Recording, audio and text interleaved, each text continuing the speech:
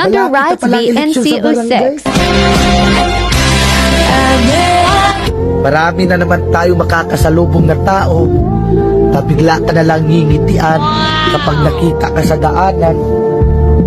Yung suplado at hindi mo malapitan yung may problema ka.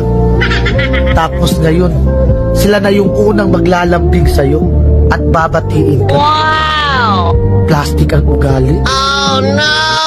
Tatakbo ka ulit ng pagkakapitan at konsehal ng barangay nyo. Wow! Tapos wala naman kayong magandang nagawang proyekto sa barangay nyo. Mahiya naman kayo. Tapos magtatanong kayo kung ilang buntante sa isang bahay. Pero nung panahon ng pandemic at ayuda, isang ayuda lang sa isang bahay.